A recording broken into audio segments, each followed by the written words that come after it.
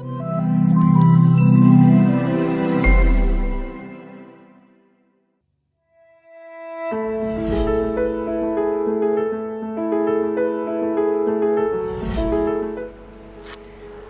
Bapak Ibu, bagaimana kabarnya? Saya berharap semua dalam kondisi yang baik ya.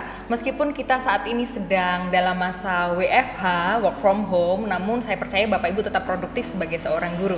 Di sini saya akan sedikit sharing tentang pengalaman saya selama WFH, di mana kebetulan saya mengajar matematika, sehingga saya perlu berpikir bagaimana tetap mengajarkan matematika secara efektif kepada para siswa, sementara matematika bukanlah mata pelajaran yang dipelajari hanya dengan membaca, melainkan juga dengan diskusi. Di masa WFH ini saya mencoba beberapa metode. Yang pertama, saya coba melihat apa saja yang saya miliki di rumah.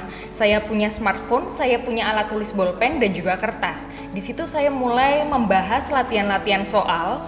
Kemudian saya upload di IGTV. Kenapa pilihan saya jatuh pada IGTV? Karena pertimbangan saya pertama, IGTV ini bisa disimpan dalam jangka waktu yang cukup lama sampai saya sendiri berkenan untuk menghapusnya. Kemudian juga IGTV bisa menampung satu video dalam durasi 60 menit.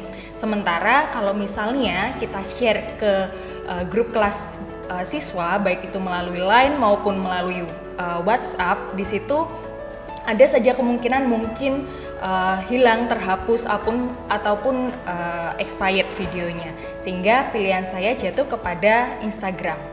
Kemudian saya mendapat respon yang cukup baik dari para siswa, di mana ketika video itu sudah saya upload, siswa mulai bertanya, "Bu, materi berikutnya mana?" Sehingga saya terpacu untuk membuat sesuatu yang lebih baik lagi, karena saya paham coretan saya tidak begitu rapi, sehingga saya mulai membuat dalam bentuk rekaman slideshow. Ketika Bapak Ibu menggunakan PowerPoint 2013 ke atas, Bapak Ibu bisa menggunakan record audio di slideshow dan bisa convert itu ke dalam video, sehingga saya berikutnya sudah upload dalam bentuk video rekaman slideshow. Dan keuntungannya Bapak Ibu bisa menggunakan video tersebut untuk flip classroom di tahun ajaran berikutnya.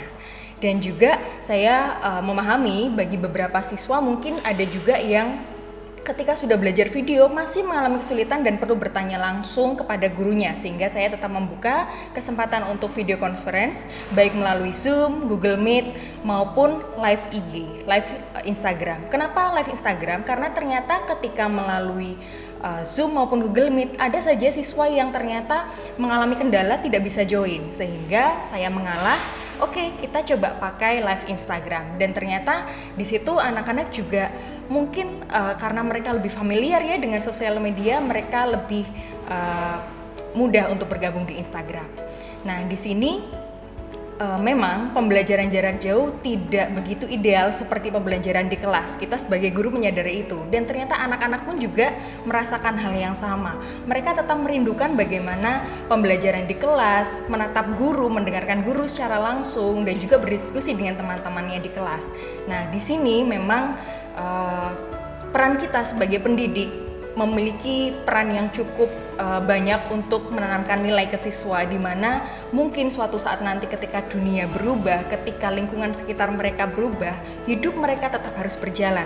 Seperti saat ini mungkin Indonesia terkena dampak pandemi corona COVID-19, di sini peran siswa sebagai pelajar tetap harus berjalan, mereka tetap harus belajar, dan puji Tuhan anak-anak ini tetap kooperatif dalam menjalankan peran mereka untuk mengikuti kegiatan belajar mengajar dan juga untuk melaksanakan tugas-tugas mereka, meskipun mereka juga mengalami kesulitan.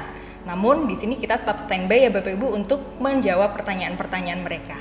Dan saya yakin di sini saya bukan satu-satunya guru yang melakukan beberapa metode untuk membantu mereka. Saya yakin Bapak Ibu juga mampu untuk melakukan hal yang sama. Mungkin beberapa dari kita berpikir, wah di luar sana banyak kok orang-orang yang melakukan itu, sudah mempunyai channel YouTube, sudah mempunyai website. Tapi yakinlah Bapak Ibu, sejauh yang saya amati, anak-anak tetap akan mencari video pembelajaran yang Bapak Ibu buat.